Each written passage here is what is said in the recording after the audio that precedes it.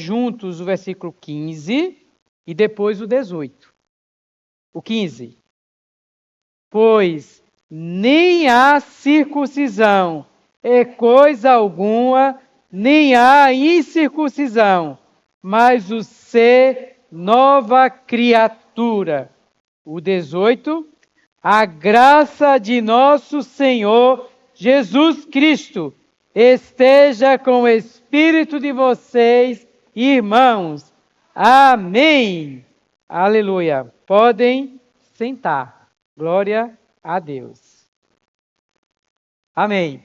Hoje, então, é a nossa última mensagem dessa série, Gálatas. E o título da mensagem de hoje é A Sua Vida é uma Obra de Arte da Graça de Deus. Imagine Deus como sendo um grande pintor, um grande artista do universo, e de fato Deus é.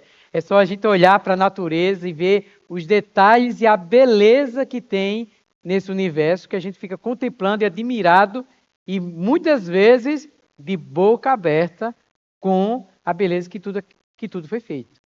Imagine agora, Deus está fazendo também uma obra de arte na nossa vida, na sua vida. E essa obra de arte que Deus está fazendo, Ele não escolheu os melhores e excelentes materiais, mas escolheu eu e você, com defeito, com algumas situações não consertadas, para fazer uma grande obra de arte em você.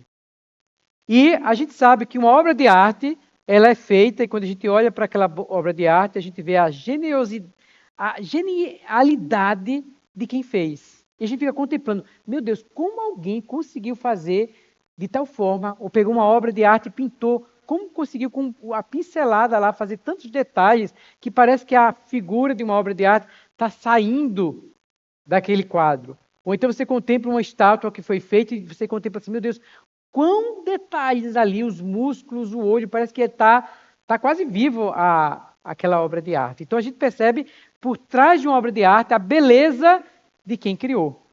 Da mesma forma, a obra de arte que Deus fez conosco é isso. É Deus as pessoas olharem para nós e verem a glória de Deus sendo refletida por meio de mim e por meio de você. Afinal, uma obra de arte que é feita, o artista ele faz a sua obra de arte, não é para colocar num quarto escuro, escondido de todo mundo. Mas ele faz essa obra de arte e ele permite que as pessoas contemplem a expressão da sua engenharia, das suas habilidades. Não é assim? Então Deus também está fazendo uma obra de arte em mim e você, para que as pessoas olhem para nós, contemplem a sua grandiosidade e deem glória a Ele. O livro de Gálatas vai falar sobre esse grande evangelho, esse evangelho maravilhoso, que não é o evangelho com sabor de evangelho, mas é o evangelho. E esse evangelho, a essência dele é Jesus Cristo, apenas Jesus Cristo. Jesus, mais nada, igual tudo. Não precisa ser acrescentado nada. Jesus, ele é suficiente para fazer infinitamente mais na nossa vida e nos transformar. E aí Paulo, nessa carta de Gálatas, ele está ali muito fervoroso e insistente, falando que a história dele foi resultado da graça de Deus. Ele começa dizendo assim, que eu sou apóstolo, foi pelo poder de Deus, atuando em Jesus Cristo, o poder da ressurreição, que fez dele um apóstolo. E a gente sabe da história de Paulo. A história de Paulo, ele era alguém que perseguia a igreja, mas foi alcançado por essa graça, e ele mesmo não se considerava digno de ser chamado de apóstolo, por ser menores do que todos, mas a graça de Deus, que foi dada a ele, que ele não usou em vão, mas ele trabalhou, não ele, mas a graça de Deus nele, era o que ele era. E aí ele dá esse testemunho no comecinho do livro de Gálatas falando sobre isso, dessa grande transformação que teve nele e que ele não admitia que viessem outras pessoas acrescentando outras coisas a esse evangelho, além de Jesus Cristo. Colocando lei, colocando mandamentos, colocando rituais, porque Cristo por si só é suficiente para nos conquistar, nos transformar e nos dar nova vida. E aí ele vai desenvolvendo, dizendo assim que não era mais Cristo, não era mais ele, mas era Cristo vivendo nele, que foi a graça de Deus que fez com que a gente fosse justificado diante de Deus, e não pela lei. Mas Cristo Jesus nos justificou. E essa justificação em Cristo Jesus, essa fé em Cristo Jesus, fez com que nós fomos justificados, recebêssemos o Espírito da promessa, e esse Espírito da promessa faz-nos receber a adoção de filhos e nos faz com que nós possamos clamar: Abba, Pai. E esse Espírito atuando em nós, ele gera fruto em nós, porque ele começa a mexer nas nossas raízes, mexer dentro de nós, e nós damos fruto. E esse fruto do Espírito é muito mais do que habilidades, do que dons. É questão da mudança de caráter na gente. E aí o capítulo 5 termina falando sobre isso, sobre o fruto do Espírito. Que todos nós almejamos, é ou não é? Vocês lembram o fruto do Espírito que a gente almeja? Amor, alegria, paz, benignidade, bondade, mansidão, domínio próprio. Tudo isso a gente deseja. E a gente podia imaginar que assim, que a vida cristã é uma vida já definida. Creu em Jesus, você já se transformou e já está pronto para ir para o céu. Só que a gente sabe que não é assim. Não é verdade? A gente creu no Senhor, a nossa vida recebeu o impacto da vida do Senhor, recebemos a filiação, hoje nós sabemos quem nós somos, mas também nós reconhecemos que estamos no processo da transformação e do crescimento. E aí é interessante que como é que começa o capítulo 6, versículo 1. É interessante que começa dizendo assim, que se alguém for surpreendido em alguma falta. Ou seja, o capítulo 5 termina falando sobre o fruto do Espírito, que todo mundo almeja, e a gente já poderia imaginar, desculpa, que todos nós já estamos resolvidos, todos nós já estamos vivendo, não mais na carne, mas no Espírito, o tempo todo, e estamos produzindo fruto o tempo todo, e que nossos problemas acabaram. Só que Paulo, sabiamente, ele vai falar que se alguém for surpreendido em falta, o que é que a gente vai fazer? Pela lei você ia dizer, está vendo que você não cumpriu? Está vendo que você está errado? Está vendo que você não presta? Está vendo que para você não tem solução? Para você não tem jeito? Você nasceu assim, você vai morrer dessa forma? Esse é o evangelho da lei. Dizer, está vendo que você não consegue cumprir. Mas o evangelho da graça, Paulo vai falar assim, se alguém por acaso for pego em alguma falha, você que é espiritual, sabe como que você vai tratar? Você vai usar o fruto do Espírito, aquele fruto da mansidão, você vai acolher a pessoa, vai tratar a pessoa. Com que finalidade? Qual a intenção você vai fazer isso? Qual a intenção? Versículo 1. Com a finalidade de restaurar, de resgatar. Ou seja, a primeira pincelada que esse grande autor do universo está pintando na sua história e está pintando na sua vida, sabe o que é? É gerando em você um espírito de mansidão e gerando em você um espírito de restaurador e não um espírito de juiz. Lembra quando Jesus estava aqui que Jesus falou assim, eu não vim para condenar, eu vim para salvar. Sabe qual é o papel da gente crente? A condenação já está garantida para quem não crê em Jesus. A condenação para quem está vivendo a vida de pecado já está garantida. A gente não precisa chegar lá junto para colocar mais um peso e botar mais uma pedra para quem já está se suicidando e morrendo. Nosso papel não é esse. O nosso papel, que foi alcançado pela graça de Deus por esse evangelho, é, se possível, a gente se aproximar para ver se consegue ainda restaurar alguém do inferno. Alguém da morte. Porque esse é o evangelho que nos alcançou. Que faz de nós a desenvolver um espírito de mansidão. Sabe o que é um espírito de mansidão? Não é um espírito molenga, não. É você resistir para você não enganar o cabra. Você não enganar a pessoa. É você se segurar para dar para a pessoa um espírito de mansidão. É um espírito violento que você se violenta para exercer mansidão. É mais ou menos assim. É o pai e a mãe que vê o quarto lá do filho, que é muito comum, e vê o quarto a bagunça. E você falou, a vontade de você chegar lá e você esganar, mas você usa o espírito de mansidão. O que é o espírito de mansidão? Você se refreia e fala, vou usar o espírito de mansidão. Ô, querido filho, dê prioridade a arrumar seu quarto, a forrar sua cama.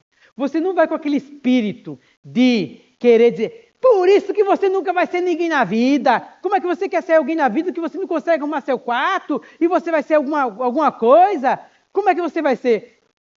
Aí eu pergunto, que espírito é esse? É um espírito de querer restaurar seu filho, de querer levar ele à transformação, ou você está com o espírito ali de querer acabar com a pessoa, acabar com a história da pessoa e deixar o tempo todo na cabeça da pessoa. Eu não sou nada, não vou prestar nada, nunca vou prestar para nada.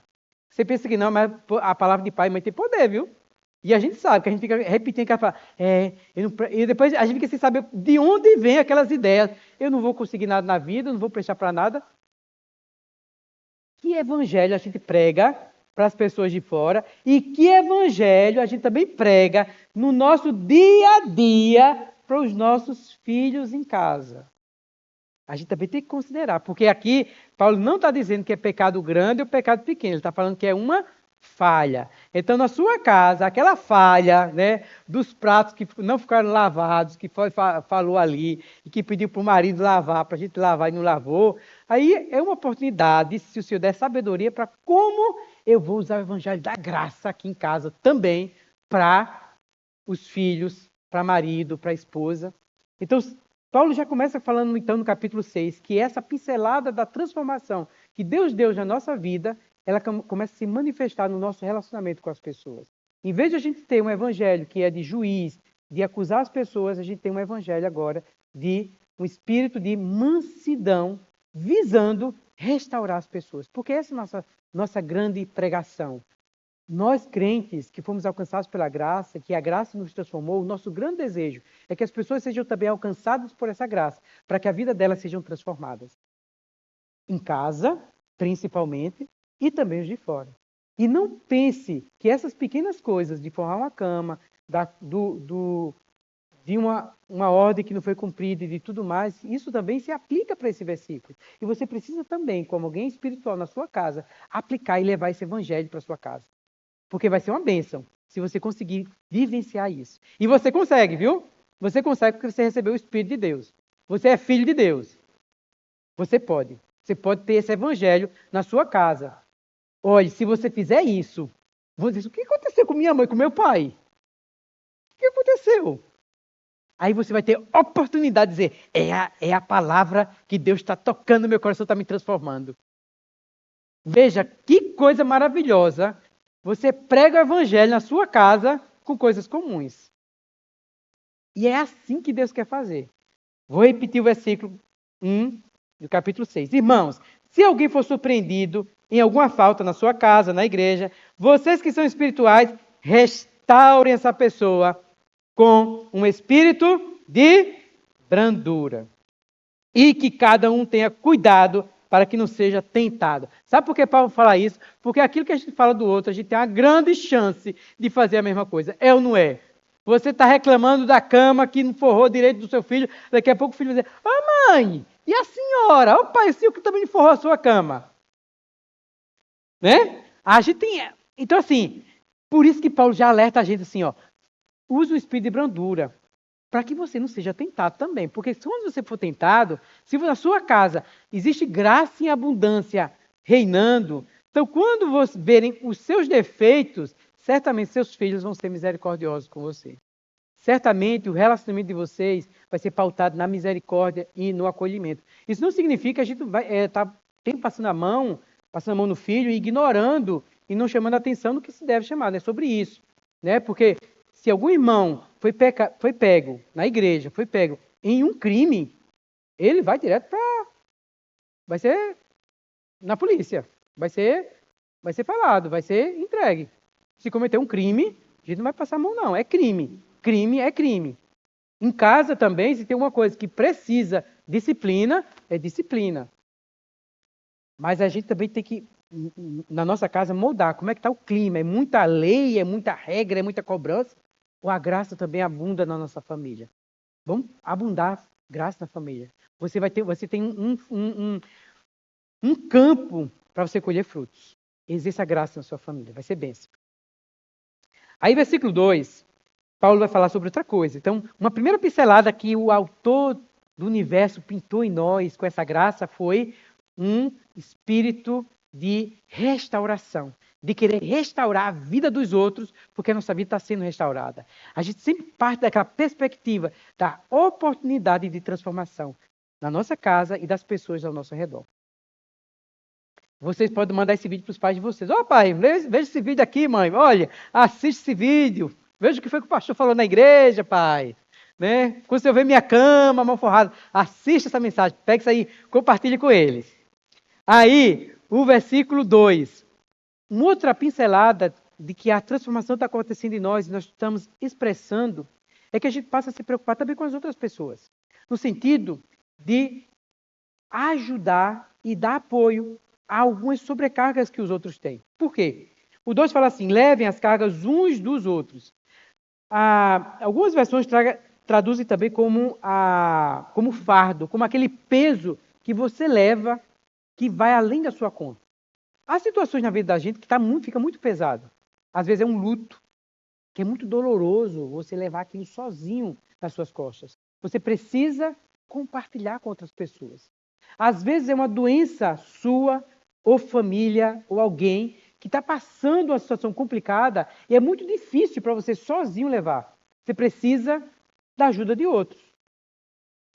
Às vezes é uma situação que você não está sabendo administrar seus relacionamentos. Às vezes relacionamento conjugal. Você precisa de apoio de outras pessoas. Você precisa compartilhar e permitir que algumas pessoas entrem na sua relação familiar para intervir, para conversar, para aconselhar ambas as partes, para ver o que pode ser restaurado ainda. Porque é uma sobrecarga, é uma carga muito pesada para você carregar. Às vezes são doenças psicológicas que está tendo na família, que você tem até vergonha de se abrir, de falar para algumas pessoas. Você precisa conversar com alguém e ter pessoas que possam ajudar. Então, essa pincelada aqui, ela começa a mostrar assim, que a gente tem esse cuidado, esse critério, da gente abrir para que outras pessoas ajudem a levar a nossa sobrecarga. E aí a gente passa de uma vida individual, onde eu resolvo minhas coisas, eu não quero preocupar ninguém, eu sou contra isso aqui, ou eu não estou nem aí com a vida do outro, para uma preocupação de o que é que nós podemos fazer para aliviar a carga da outra pessoa. Isso é lindo e maravilhoso. Isso mostra o grande amor de Deus atuando na vida de uma pessoa, a ponto de que a gente se preocupa com todos os demais irmãos.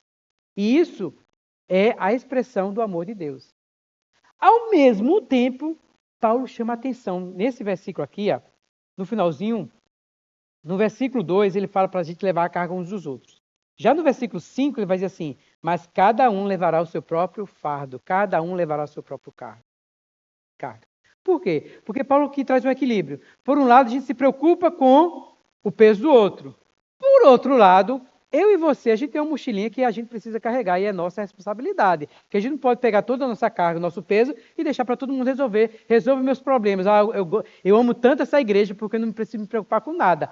Todo mundo cuida de mim de todas as coisas. Eu estou com a conta atrasada, peço para a igreja pagar. Eu estou com algum problemazinho na escola, tirei nota baixa, eu peço para um irmão que é influente lá na diretoria da escola ir lá falar para resolver a questão da minha nota lá, para eu tirar uma boa nota. Eu estou com problema no trânsito, de uma multa. Tem um irmão que trabalha em tal lugar, vou pedir para ele resolver minhas coisas.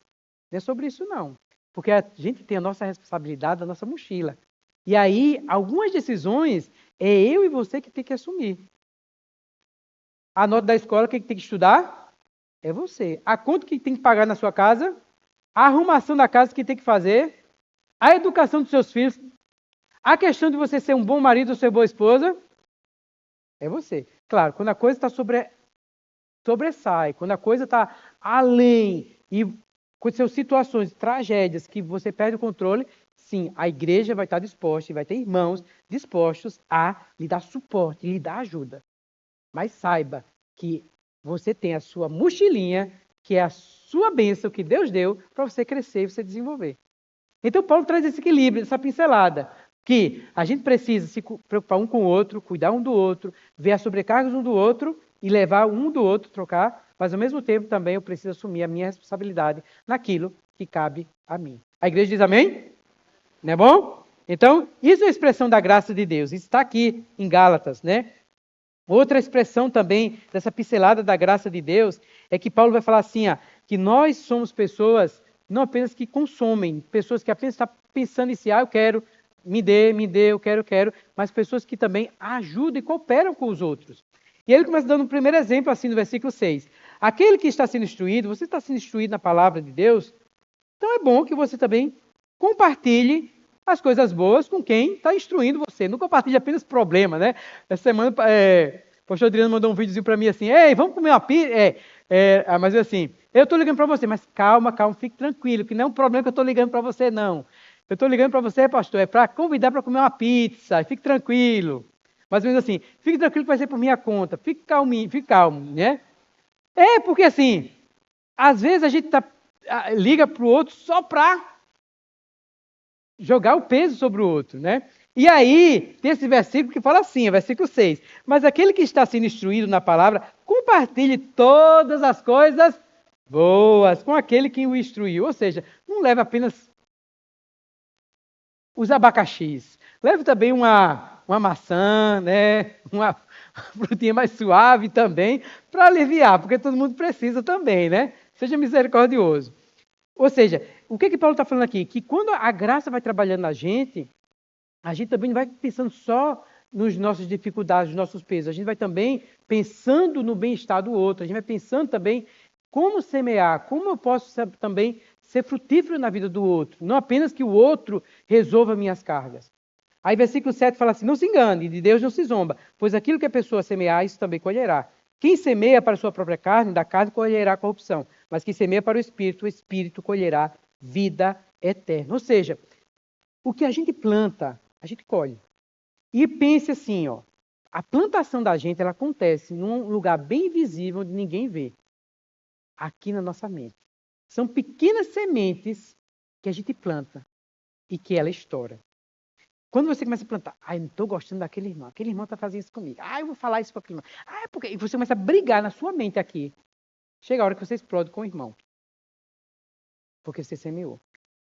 Se você fizer o contrário, começar a semear, aquele irmão é uma bênção, glória a Deus. E isso, começar a ver as virtudes do irmão. Quando você encontrar o irmão, você vai elogiar o irmão.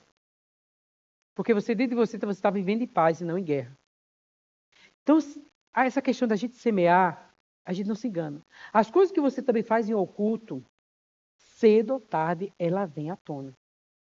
Isso não é para amaldiçoar você, não. É para dar uma esperança. É para você pensar assim, poxa, se as coisas em ocultos eu faço e gera bênção, então na minha privacidade, na minha vida privada, no meu culto, eu vou procurar fazer coisa boa. Eu vou pensar em coisas boas, porque isso vai gerar fruto. Eu vou, no meu secreto, eu vou orar, eu vou ler a palavra, eu vou acordar já pensando intencionalmente em pensar coisas boas, porque você vai colher vida e paz. Porque o que você faz em oculto, isso é certo. Não se engane. E de Deus não se zomba. É uma lei. Você colhe. E isso é para ser sua bênção. Não é para você tomar isso como maldição. Ai, meu Deus. Pelo contrário, graças a Deus que eu vou colher. Eu vou colher coisa boa. Uma coisa que eu vou fazer, primeira coisa, já acordar decidido. Hoje eu vou ter pensamentos saudáveis. Hoje eu vou semear coisa boa na minha vida. Hoje eu acordei com disposto a brigar, mas não vou, porque eu vou semear a vida. Eu não vou ser secretário do cão, não. Eu vou ser filho de Deus hoje, né? Porque às vezes ele acorda parecendo secretário do cão, parece estar amigo de Satanás. Tipo assim, querendo ocupar o trabalho dele. Tipo assim, é aquele tipo de Satanás diz assim, isso aí eu não preciso nem me preocupar, porque esse já está resolvido mesmo. Ele já está no automático, ele já está fazendo o meu trabalho. Não vou nem. Esse aí eu não me preocupo, porque ele já acordou afim. Né? Mas aí você lembra, eu recebi a graça de Deus, eu sou filho de Deus, eu recebi o Espírito da promessa, eu sou de Deus, não sou secretário do cão, não. Não. Não? Amém. É isso. Oxi. Aí, ele continua falando assim, e não nos cansemos de fazer o bem, Porque o tempo certo nós faremos a colheita, se não desanimarmos. Ou seja, essa pincelada do Espírito em nós é fazendo de nós uma pessoa que é generosa, uma pessoa que leva para os outros coisas boas, faz os outros partilhar das coisas boas. Somos pessoas que estamos semeando coisas boas. E somos pessoas também que estamos semeando o bem, fazendo o bem, em especial aos da nossa própria casa, aos da nossa própria fé. Fazendo bem para eles e não desanimando, porque nós vamos colher. Tenha certeza disso, você vai colher. Por isso, enquanto tivermos oportunidades, fazemos o bem a todos, mas principalmente aos da família da fé. Relembrando tudo que a gente está falando até agora, Deus é um grande pintor do universo. Ele está pintando a nossa história. Ele está pintando uma obra de arte na minha vida, na sua vida, pela sua graça, que começou em nós, para manifestar a sua beleza. E essa transformação interna, ela tem uma expressão ao nosso redor. Algumas pinceladas são o versículo 1 fala de a gente ser restaurador da vida dos outros. Outra pincelada é a gente levar a carga uns dos outros e assumir também a nossa própria responsabilidade. Uma terceira pincelada é a gente ser generoso para com as outras pessoas, no sentido de levar boas novas para as outras pessoas, fazer o bem às outras pessoas. A gente procurar semear coisas boas, porque a gente tem a certeza que isso nós vamos colher. Vivendo essa pincelada, vivendo essa obra de arte, Deus fazendo isso em nós, a nossa vida vai sendo transformada. E, quando as pessoas olham para nós, qual é a marca que a gente tem? Qual é a assinatura que está embaixo? Foi eu que consegui me tornar tal pessoa. Foi as minhas qualidades. Porque eu sou uma boa pessoa. Nada disso. A assinatura, como Paulo fala, sabe o que é? É a cruz de Cristo. Porque foi justamente a cruz de Cristo que fez morrer o nosso velho homem, para que o novo homem nascesse, para que a nova criatura, a nova história acontecesse. Porque foi na cruz de Cristo um dia que a gente decidiu assim, não, eu não quero viver mais esse velho homem. O meu passado, ele vai ficar no passado. As coisas da morte ficam aqui até a cruz. Porque a partir desse momento, na cruz de Cristo, me dá uma chance de eu ter uma nova história, de eu viver uma nova vida, de eu ter um novo começo. Então, nessa obra de arte, quando as pessoas olham para nós, se a gente tem alguma coisa para se gloriar, é se gloriar na cruz de Cristo. Onde eu morri para que não mais viva eu, mas Cristo viva em mim e por meio de mim. Por que você está disposto a querer restaurar a vida da outra pessoa? Porque a sua vida também foi restaurada. Em algum momento você reconheceu que tinha coisas no seu passado, na sua história, que meio que atrasava, segurava você, que impedia você de avançar. Mas no momento que você recebeu a graça de Cristo e reconheceu que você morreu naquela cruz e o seu velho homem ficou ali sepultado e um novo homem nasceu, sendo liberto, livre, e você sabe que a sua história foi reconstruída a partir disso aí, e que essa história em Cristo Jesus te deu ousadia a caminhar e dizer assim, mesmo quando as pessoas estavam querendo às vezes puxar você e lembrar do teu passado, dizer assim, não, mas você fez isso e aquilo, você lutava e dizia, mas Cristo morreu por mim, eu posso viver uma nova vida. Então isso te dá essa ousadia de viver essa nova história, e você assim, a minha assinatura é a cruz de Cristo. Porque foi essa cruz que me deu a ousadia de deixar meu passado e viver uma nova vida. Hoje, por minha vida ter sido restaurada, hoje eu levo esperança para as outras pessoas, para que há esperança para elas, que elas podem restaurar a vida delas. Imagina uma pessoa que foi marcado talvez por um vício de droga. Muitas pessoas olham para essa pessoa e começam a marcar ela e olhar ela com desconfiança e desprezo, dizer que para ela não tem esperança. Mas o evangelho que a gente prega é o evangelho que diz assim, você pode ter vivido até aqui, mas você pode ter um novo começo em Cristo Jesus.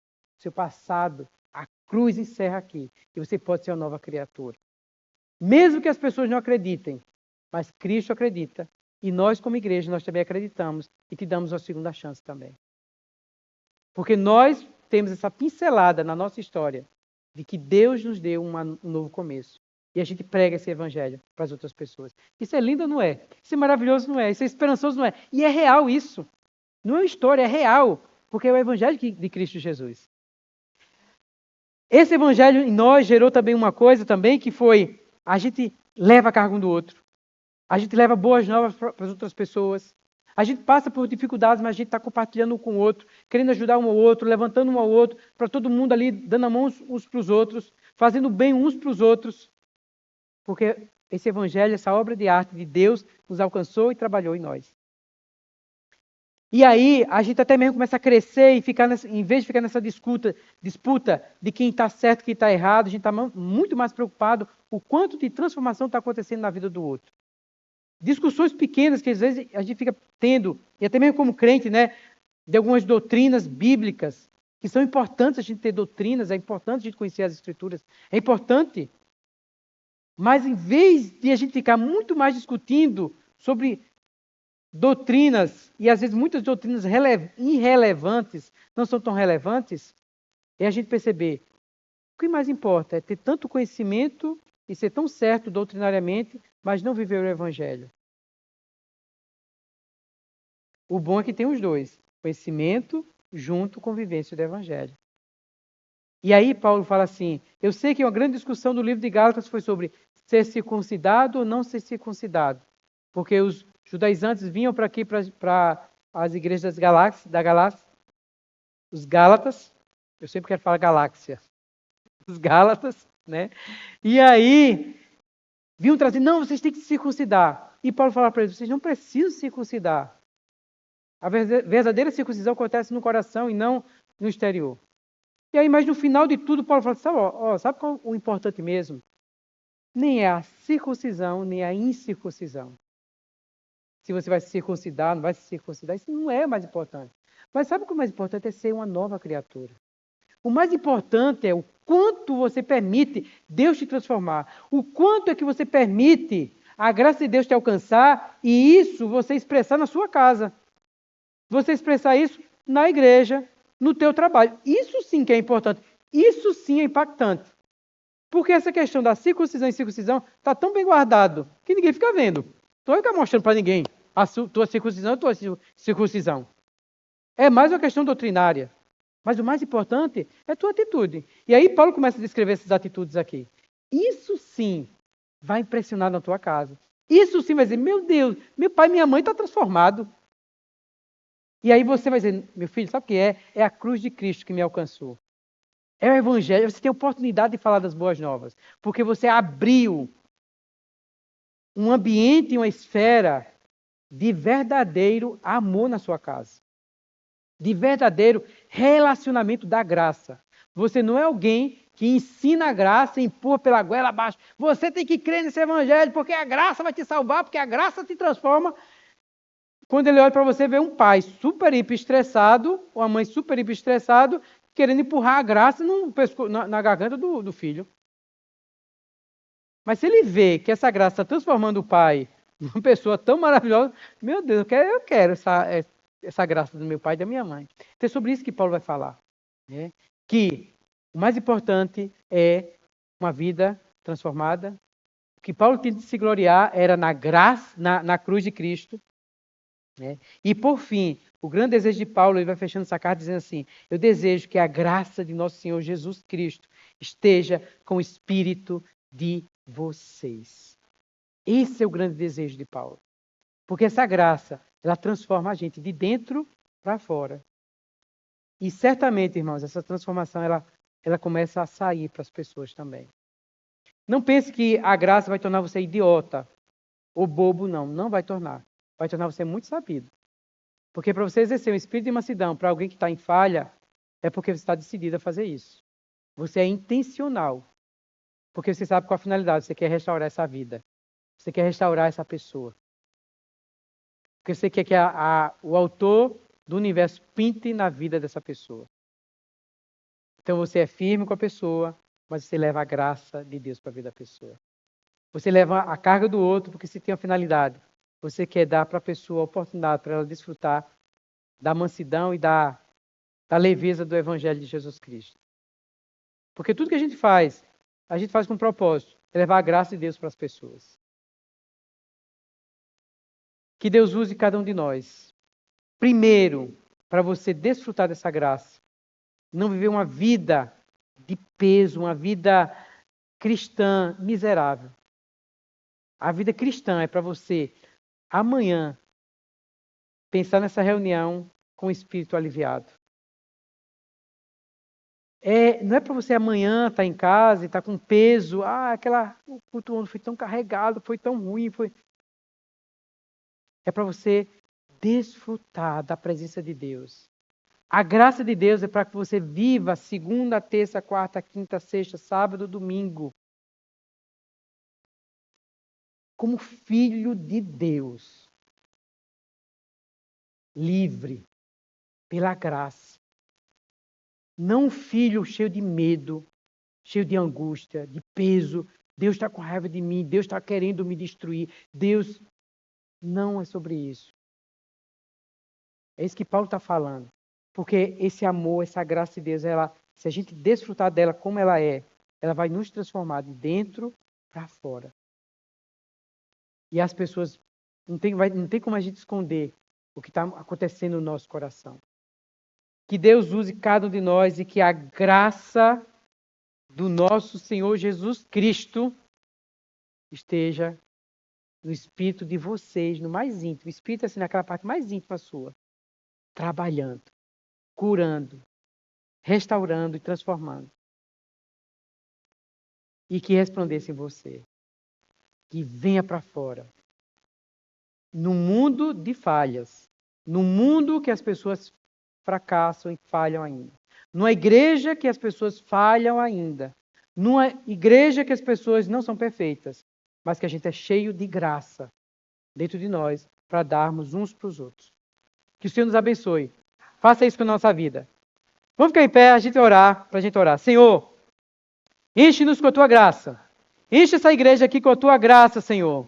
Não somos uma igreja perfeita, mas uma igreja que nós vamos achar falha um com o outro. Mas ainda assim queremos usar um espírito de mansidão, um espírito de bondade, Senhor, para restaurar. Porque nós queremos ver restauração e transformação na vida de um do outro. Nós queremos ser uma igreja que levamos a carga um do outro. E que também assume a nossa própria responsabilidade. Levando também aquilo que cabe a nós resolver. Que cabe a nós, Senhor, decidir. Senhor, também queremos semear. Porque nós queremos colher coisas boas. Queremos semear na vida dos nossos irmãos. Queremos semear na nossa vida também. Senhor, não queremos apenas levar dificuldades para os irmãos. Mas queremos também levar alívio para os nossos irmãos. Assim como tu também tem nos aliviado. Senhor, enche-nos com a tua graça. Senhor, que a tua cruz seja a marca na nossa vida.